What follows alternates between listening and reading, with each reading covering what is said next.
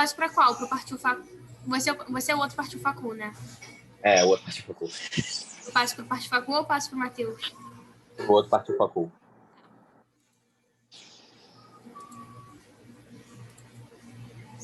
Pronto. Eu reparei. Boa aula, gente. Eu vou sair Obrigado. aqui e aí qualquer coisa no final eu volto, tá bom? Tá bem. Ou então Tem é algum... só fechar o... Ai, desculpa. É só fechar mesmo a sala que já fecha tudo. Tá, isso que eu ia te perguntar. Se tinha alguma aula depois, eu só fechar. Não, só fechar. Aí eu vou sair aqui e aí qualquer coisa, se der errado alguma coisa aí no Zoom, você me manda mensagem, qualquer coisa, tá bom? Tá bem, pode deixar. Então tá. Obrigado. Tchau, tchau, gente. Boa noite. Tchau, tchau, boa noite.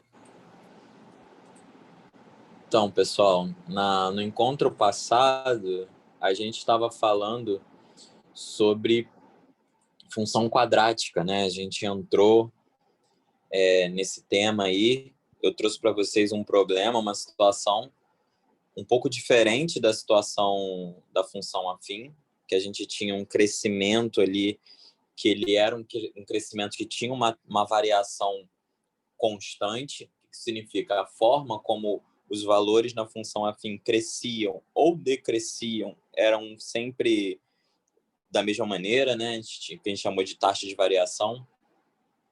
E aqui na função quadrática, isso funciona de uma forma diferente, né? O que ela traz de novo e de valioso para a gente estudar é algo diferente do que foi feito na função afim. E aí, nessa situação aí, tem um gerente de um cinema e ele cobra R$50 para a sessão de cinema. E o que ele observa é que quando tem esse preço de R$50, tem uma média de 100 pessoas presentes por sessão. E aí ele fez uma pesquisa lá e o resultado dessa pesquisa dele é o seguinte: para cada R$2 que ele deixa esse ingresso mais barato, ele tem um acréscimo de 10 pessoas na sessão. Então, por exemplo, aqui eu fui colocando, elencando em situações, você tem a situação inicial, né? Que é se eu tenho R$50 e vem 100 pessoas. Eu consigo ter um faturamento, esse F coloquei de faturamento, de R$5.000.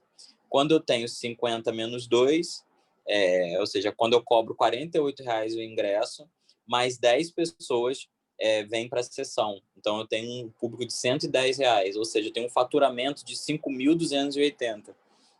Esse é um pensamento legal de entender que, apesar do ingresso ficar mais barato, a quantidade de pessoas que aparece também é maior, e isso faz com que eu ganhe mais dinheiro no final das contas. Então, né, todo mundo sai ganhando nesse processo aí. E aí eu fui fazendo várias situações com vocês, acho que eu já fiz até na outra página aqui, foram 10 situações de mudando esse preço.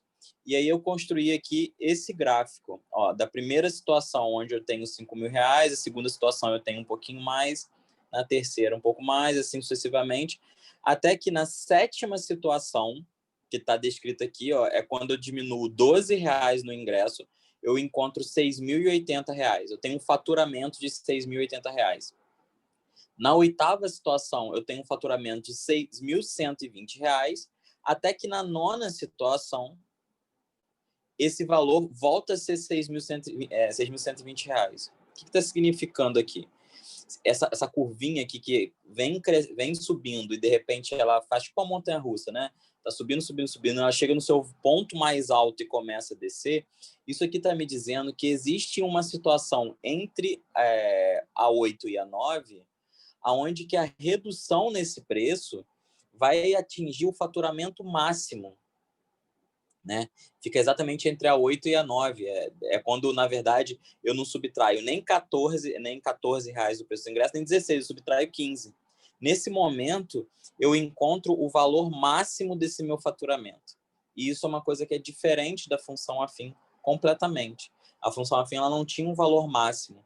A função quadrática, essa função no segundo grau, ela apresenta esse formato de crescimento, né? Acontece que depois da situação 9, na situação 10, né, os valores vão caindo novamente, ou seja, eu deixei o ingresso tão barato que eu já não tenho mais lucro. Eu já não tenho mais, não faz mais sentido, porque o meu faturamento já não é tão mais alto. Tá bem? E aí eu resolvi aqui mais ou menos a expressão ali, montei com vocês, e a gente viu que a função quadrática ela tem esse formato aqui, ó. Ela é um número, um coeficiente a, vezes x ao quadrado, mais bx, mais c. E isso daqui eu preciso garantir que o a seja diferente de zero. E o gráfico dessa função quadrática, enquanto na função afim eu tinha um gráfico sendo uma reta, o gráfico da função quadrática é uma parábola, que é esse sorrisinho aí, né? Ele pode ser tanto virado para baixo quanto virado para cima, que a gente chama de concavidade, né? Essa entradinha aqui é chamada de concavidade. Ela pode ser tanto voltada para cima, como é o caso que eu fiz aqui na direita, quanto voltada para baixo, como é o caso do exemplo do cinema aí. A gente estava falando antes, tá? Eu disse para vocês que na aula passada ainda, né, no finalzinho da aula passada, depois de a gente trabalhar essa situação inicial, eu disse para vocês que nós iríamos estudar melhor os elementos desse gráfico, né? Eu coloquei na GeoGebra vários gráficos, falei o que muda o A, o que muda o B, o que muda o C, sobre a raiz, sobre o vértice. A gente vai estudar cada um desses elementos separadamente agora. Pra gente, e aí no final, quando souber cada um desses, eu volto para o GeoGebra lá, aquele aplicativozinho, para a gente poder entender um pouco melhor o funcionamento desse gráfico, né? Que é tão importante saber. E aí, o primeiro detalhe muito importante para quando a gente fala de função de uma maneira geral, eu esqueci o número, eu li 4, 5. Quando a gente fala de função de uma maneira geral, é quando a gente estuda as raízes da função. Né?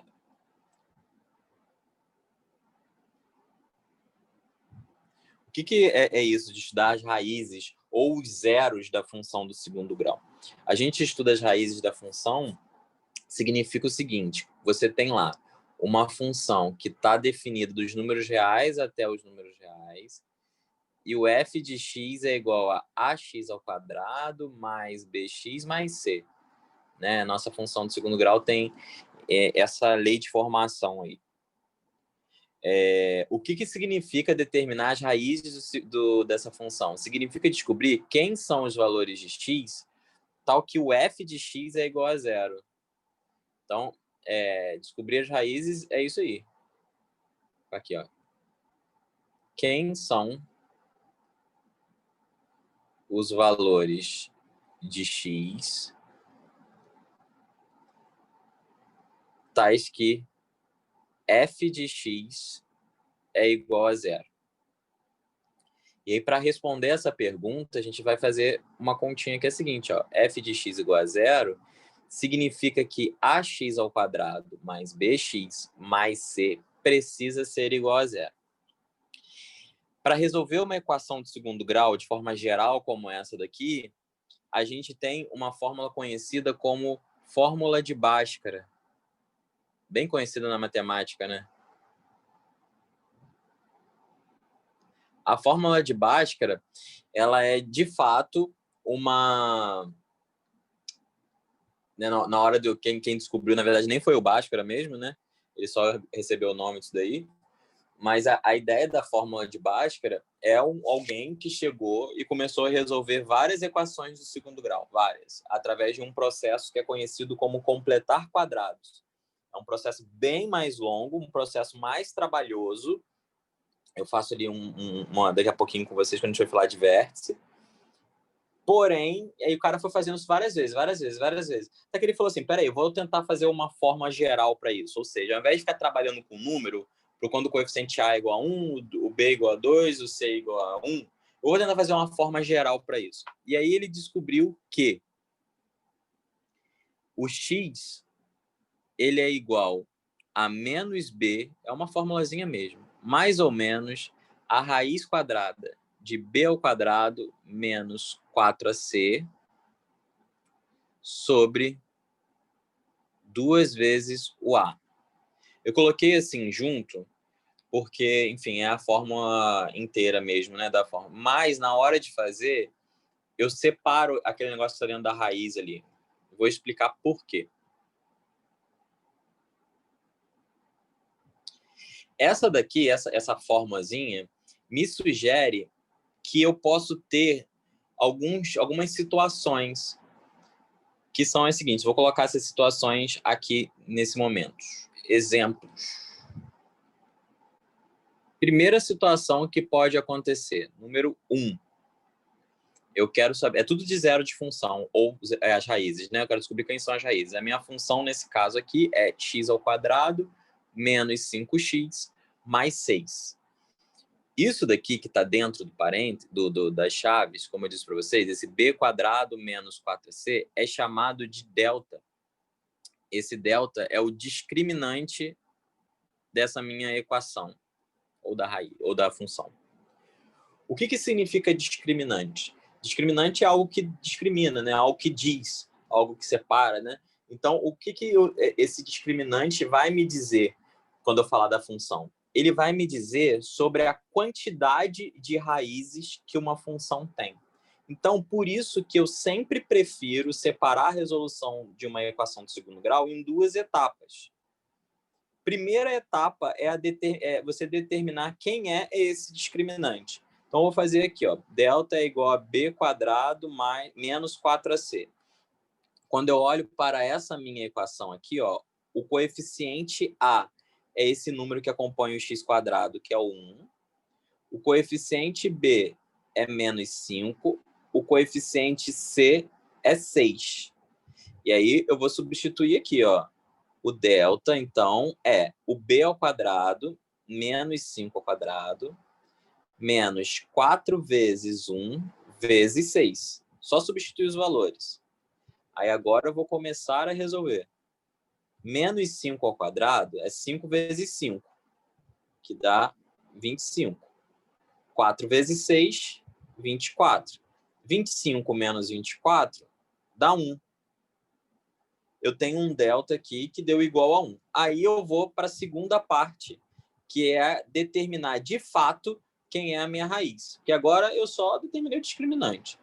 Então, o x é igual a menos b mais ou menos raiz de delta sobre 2a. Então, o x vai ser o seguinte, ó, o menos b é menos da fórmula e o b é menos 5. Mais ou menos a raiz quadrada de 1 sobre 2 vezes a, que é 2 vezes 1. Aí, olha aqui, menos com menos dá mais, 5. Mais ou menos, raiz de 1 é 1. E 2 vezes 1 dá 2. O que significa esse mais ou menos? Significa que aqui eu vou ter que considerar duas situações. Primeira situação é quando eu tenho mais ali no meio, tipo 5 mais 1 sobre 2. Isso dá 6 sobre 2, que dá 3. E quando eu tenho a segunda situação, que é quando é negativo, é menos. E aí 5 menos 1 dá 4. 4 sobre 2 dá 2. Isso está me dizendo que a solução dessa equação, na verdade, são dois valores. É o 2 e o 3. Se eu substituir o 2 aqui em cima, vai dar 0. E se eu substituir o 3 ali em cima, também vai dar 0. Tudo bem? Alguma dúvida até aqui? Vocês lembravam dessa fórmula de Bhaskara aí? Ela é famosinha, né?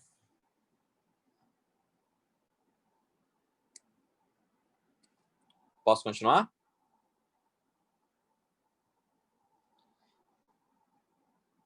Então, ó, a primeira etapa foi determinar o discriminante, a segunda, as raízes, exatamente, né? Fazer outro exemplo. Daqui a pouco eu volto nesse daqui para a gente estudar ele mais um pouquinho. O segundo exemplo é g de x, uma outra função quadrática. G de x é 4x² menos 4x mais 1. Então, ó, eu vou primeiro aqui determinar quem são os coeficientes. O A, nesse caso, é 4, o B é menos 4 e o C é 1. O A é aquele que acompanha o x², o B é aquele que acompanha o x, e o C é aquele termo independente. Aí agora eu vou calcular o delta. o delta é b ao quadrado menos 4 vezes a vezes c. E aí vai ficar, ó, menos 4 ao quadrado, menos 4 vezes 1. E o a não é 4, é 1, não é 4 também, né?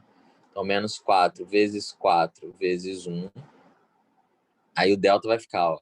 Por que eu coloco parênteses aqui? Para elevar o sinal também ao quadrado, né? Então, menos 4 vezes menos 4 dá mais 16. E aqui, menos 4 vezes 4 vezes 1 dá 16 também. Aí, 16 e menos 16 dá 0. Esse discriminante deu igual a 0. E aí, eu vou fazer aqui, ó. O x vai ser menos o b mais ou menos a raiz de delta sobre 2 vezes a. Então, o meu x vai dar igual a menos 4 mais ou menos a raiz de 0 sobre 2 vezes 4. O x vai dar 4 positivo, mais ou menos 0, a raiz de 0 é 0, sobre 8. Aqui, teoricamente, eu tenho duas respostas, que são 4 mais 0 sobre 8, que dá 4 oitavos, que simplificando é meio, e a segunda é 4 menos 0 sobre 8. Só que tanto 4 mais 0 quanto 4 menos 0, o resultado é 4, né? Então, aqui tem uma interpretação que é a seguinte, modos de dizer o que aconteceu aqui. Na prática, no dia a dia, no que importa para a gente em problemas cotidianos, esse tipo de equação só tem uma única solução, que é meio. Deu meio aqui em cima, deu meio aqui embaixo. Para a matemática, tem outras formas de dizer isso. A gente pode dizer que foram duas soluções, mas que essas duas soluções são iguais. Você pode dizer assim, são duas soluções, mas eu tenho duas soluções iguais. E no outro caso, eu tinha duas soluções distintas, ou duas soluções diferentes, né? Ou ainda, se para ficar mais matemático ainda possível, você pode dizer que essa solução tem multiplicidade 2. O que significa ter multiplicidade 2? Significa que ela vale por 2. Então, pode ser que numa questão apareça esses três tipos de coisa. Duas raízes iguais, uma única raiz, são três tipos, né? Uma única raiz, duas raízes iguais ou uma raiz com multiplicidade 2. Esse último é o mais difícil aparecer, tá? Mas pode ser que esteja lá. E o terceiro exemplo que eu vou dar, da h de x, é a equação 2x ao quadrado mais 3x mais 4. E aí eu tenho o coeficiente A igual a 2, o coeficiente B igual a 3 e o coeficiente C igual a 4. Tudo bem? Vou fazer lá de novo. Vou determinar o discriminante. Isso vai ser delta é igual a B ao quadrado menos 4 vezes A vezes C. O delta é igual a 3 ao quadrado menos 4 vezes 2 vezes 4. O delta vai dar 9 menos 4 vezes 2, 8. 8 vezes 4, 32. Aí 9 menos 32 vai dar menos 23. Preste atenção o que acontece nesta etapa aqui agora. Quando eu for fazer o x, que é menos b mais ou menos raiz de delta sobre 2a,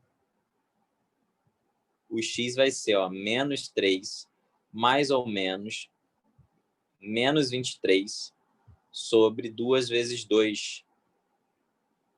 O que acontece aqui? Eu não consigo continuar a conta por causa disso daqui, ó. Menos raiz de 23 não é um número real. Dentro daquela seleção dos números que a gente estudou, né? Menos raiz de 23 não é um número real. Não existe a raiz quadrada de um número negativo. Por exemplo, não existe a raiz quadrada de menos 4. Porque, por exemplo, se fosse 2, significaria que 2 vezes 2 daria menos 4. Isso não é verdade. Se fosse menos 2, isso significaria que menos 2 vezes menos 2 era menos 4. Na verdade, os dois são mais 4. Então, a gente não consegue extrair a raiz quadrada de um número... Eu não consigo extrair a raiz quadrada de um número negativo.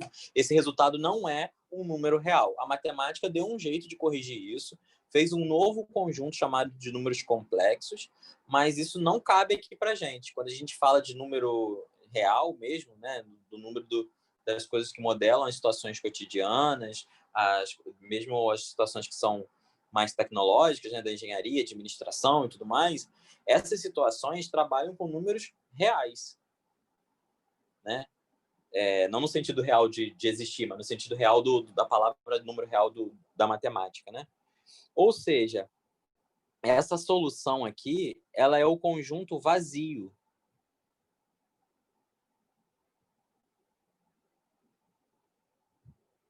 Isso significa que eu não tenho, nesse caso, solução real. Por isso que eu gosto de fazer o determinante antes. O delta, o discriminante. Eu gosto de fazer ele antes. Por que eu gosto de fazer ele antes? Porque ele já vai me dar uma noção do que eu quero encontrar na minha equação. O que eu vou encontrar pela frente. Então, a primeira situação que acontece é essa daqui, olha. É a situação onde eu tenho um valor do discriminante, eu falei determinante agora há pouco sem querer, um valor do discriminante maior do que zero. Quando o delta é maior do que zero, significa que a função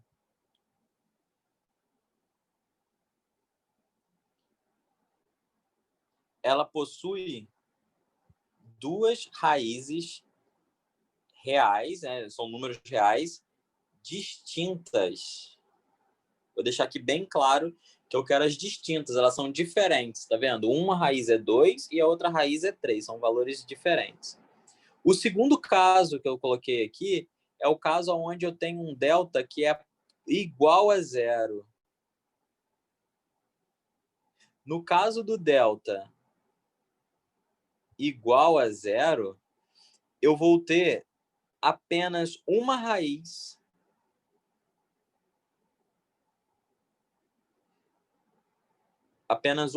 real. Ou, se você preferir, duas raízes reais iguais. Eu tenho o conjunto solução é um conjunto unitário. E nesse caso aqui, onde o delta ele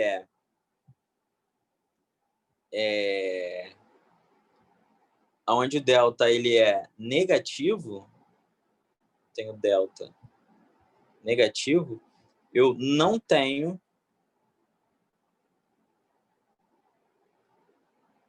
raízes reais. Como que isso aparece para a gente graficamente? O que significa as raízes de uma equação? As raízes de uma equação significa onde que aquela equação cruza o eixo x. Então, lá vem eu aqui de novo com o coordenado do gráfico, ó. Só para a gente interpretar isso aqui. Então, por exemplo, essa equação aqui, ó. Percebe que essa equação está cruzando duas vezes o eixo x? Tá vendo? Ele cruza aqui nesse ponto e nesse ponto.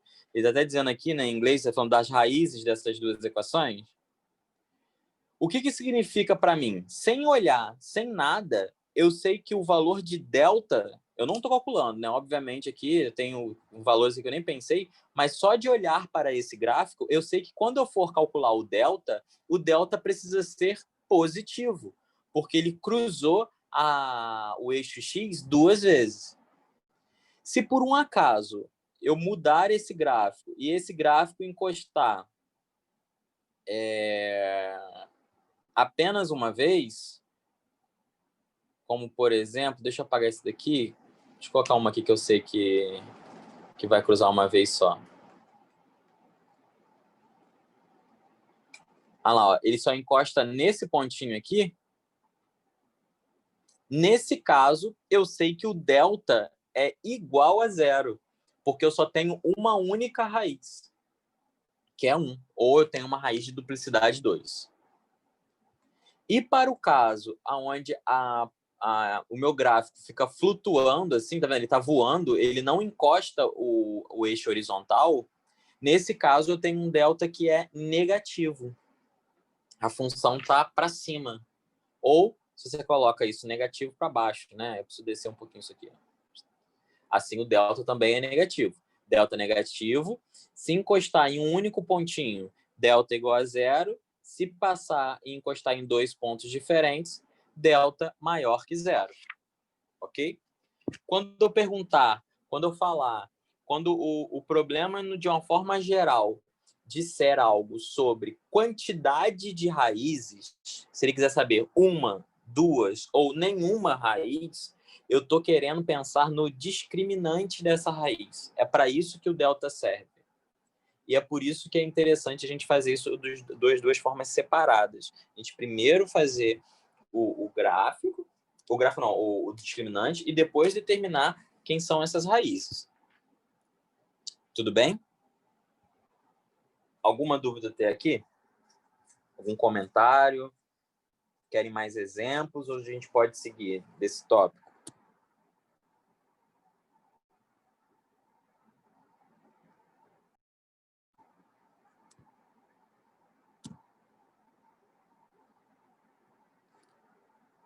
Show. Então, vou voltar um pouco aí no passado para a gente estudar o que é esse método de completar quadrados que eu disse para vocês. Então, aqui eu falei que a fórmula de Bhaskara é essa, mas daí, o que me ajuda essa fórmula de Bhaskara, né? Ela vai me dizer como faz a raiz, mas da onde que veio esse raciocínio? Esse raciocínio ele é bem importante, ele é usado em vários lugares da matemática. Eu esqueci o número que eu fiz aqui, é o 5. 6.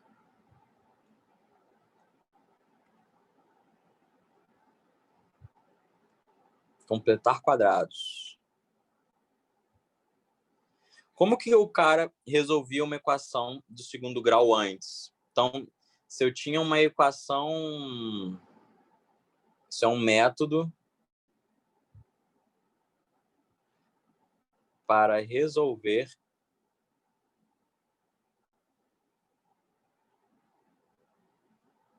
uma equação do segundo grau. Então, imagina aqui, deixa eu pegar um exemplo bom aqui. Imagina que eu quero resolver essa equação, x² mais 4 é ruim, mais 8x mais 16 igual a zero. Será que isso aqui vai dar certo? Igual a zero. Da onde que vem essa ideia de completar quadrados? Vem realmente como é que eu vou dizer,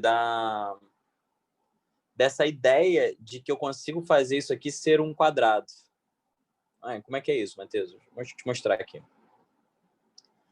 Fiz um exemplo aqui que vai fechar direitinho, daqui a pouco eu faço um outro que não vai. Então, a gente vai interpretar cada um desses elementos como se fosse um quebra-cabeça. Da seguinte maneira, ó, esse daqui eu vou chamar de x². Para ele ser o x², ele tem que ter um lado medindo x e um lado medindo x. Vai ficar x vezes x², que é como a gente calcula a área de um quadrilátero. Não sei se vocês estão lembrados. E aí, o outro caso, eu vou quebrar aquele pedacinho ali, 8x, esse 8x aqui do meio, em dois, já explico por que dois, em dois retângulos amarelos aqui, ó. Deixa eu virar esse aqui.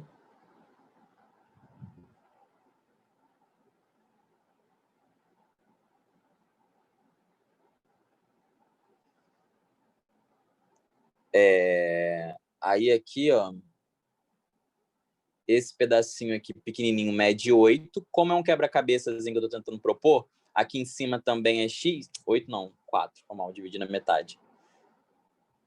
Aqui também fica 4x aqui. Então, ó, esse pedacinho aqui é x, esse ladinho aqui mede fonte dada. Esse pedacinho aqui mede 4, esse ladinho aqui mede x. Significa que aqui também é 4x. E aí, repara que quando eu fizer o quadradinho ali que está faltando, ó, esse quadradinho aqui que está faltando, daí que vem esse nome de completar quadrado, eu estou fechando um quadradinho aqui, tá vendo? Deixa eu mudar de cor aqui.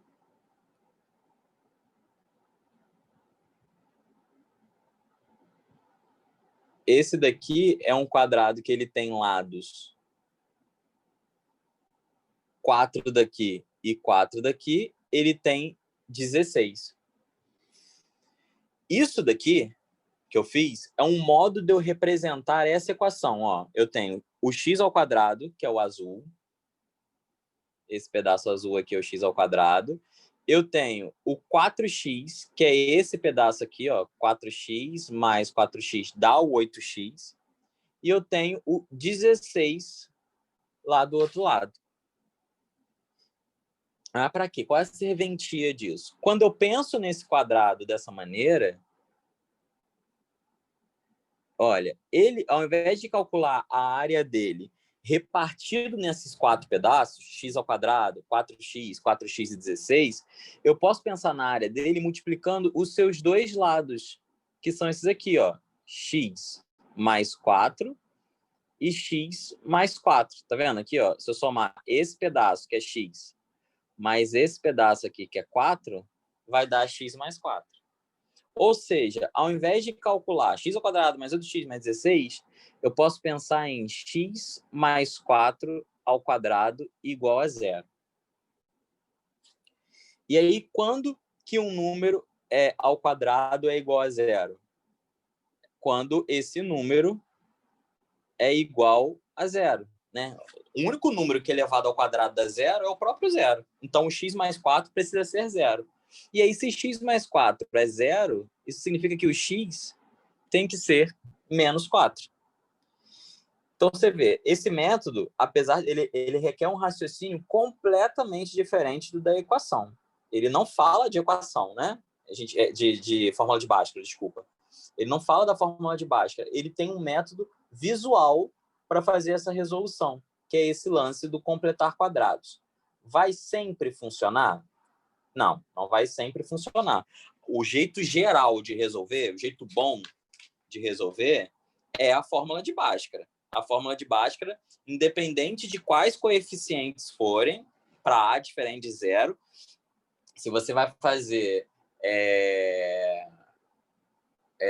como é que diz? Se você vai fazer com A diferente de 0, independente do valor de B, independente do valor de C, se você utiliza a fórmula de Bhaskara, você vai gerar um resultado. Esse jeito aqui ele é delicado porque ele depende muito de quem são os números.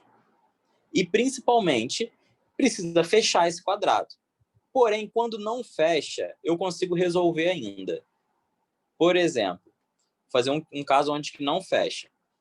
Se for x ao quadrado menos 4x mais 3 igual a 0. Esse aqui eu já sei que não vai fechar. Eu vou copiar esse daqui, só para eu não ter que desenhar tudo de novo, mas porque a ideia é bem parecida.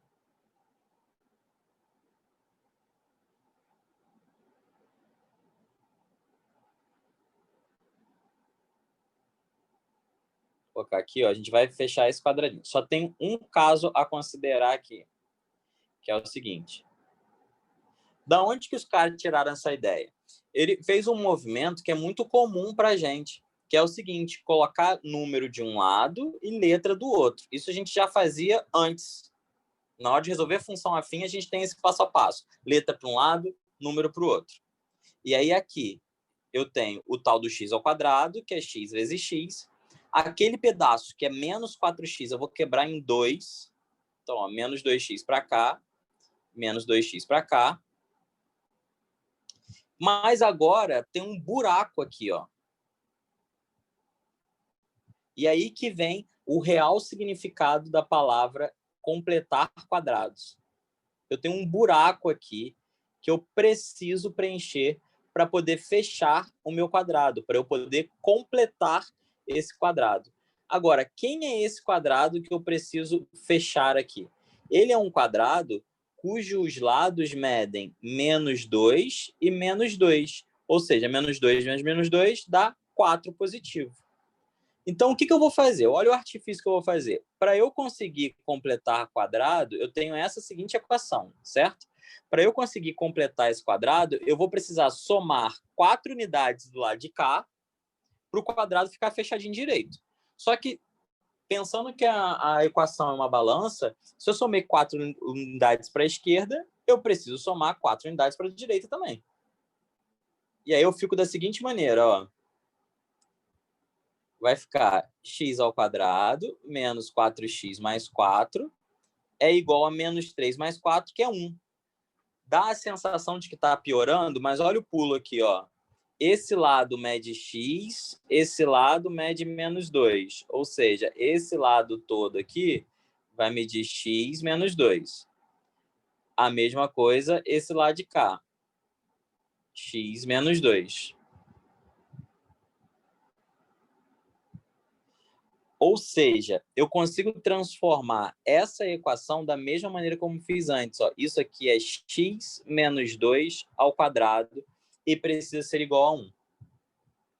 Aí aqui que vai aparecer a parada que é legal, que é a seguinte, ó.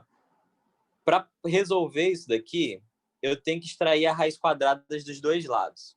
Mas o que acontece? A gente já trabalhou com essa ideia quando a gente falou, acho que um tempo aí atrás. Não sei se é verdade isso ou se eu estou confundindo as turmas. Quando eu tenho um número e elevado ao quadrado e eu quero saber quando ele dá 4, isso aqui tem duas possibilidades. Quais são essas duas possibilidades? Quando eu elevo um número ao quadrado, o sinal some. Eu perco o sinal desse número. Então, por exemplo, se eu faço -2 elevado ao quadrado, dá 4. Se eu faço mais 2 elevado ao quadrado, dá 4 positivo também.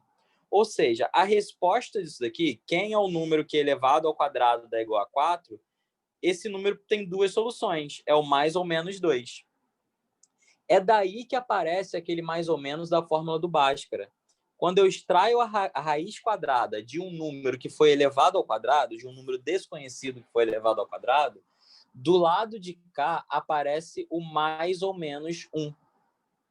E aí, quando eu passar esse 2 para lá, vai ficar 2 mais ou menos 1. E aí, assim como tem na equação do segundo grau, lá que a gente fez do delta, do Bhaskara, aqui vai ter duas soluções. Vai ter para quando considera o resultado mais, que é 3, e aqui quando considera o resultado menos, que é o próprio 1.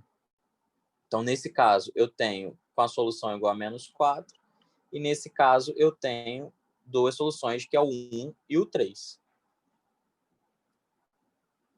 Beleza? Então, essa história do Bhaskara, na hora de resolver a equação, vem dessa ideia de completar quadrados. Vem desse método que a gente vai fazendo e vai fechando a figura dessa maneira. Né? O nome dele parece ser um pouco ingênuo, mas ele é exatamente o que ele se propõe. A gente tem mais para estudar, né? Esse foi o tópico que a gente falou sobre raízes na aula de hoje. O que é mais importante saber para quando falar de raízes é o que significa as raízes, né? Que é quando ela encontra o eixo X. E também a outra parte mais importante é para quando a gente fala que a fórmula de Bhaskara, né? Essa daqui. Essa é a parte mais importante. Esse daqui é um a mais desse raciocínio, que é utilizado para outras questões, e a gente vai utilizar esse raciocínio para, na próxima aula, a gente falar sobre as coordenadas do vértice dessa parábola. E a gente vai estudar um outro elemento desse gráfico. Tudo bem? Sobre raízes da função quadrática, alguma dúvida?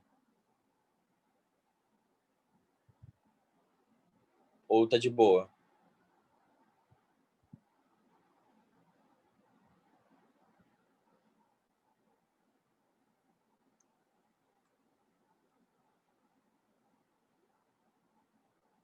Porque, estando de boa, a gente encerra por hoje. Beleza? Lembrando que, né, no finalzinho desse tópico, a gente faz mais exercícios, vamos ver isso aplicado. Acho que fica melhor de visualizar e de entender as questões. Tá bem?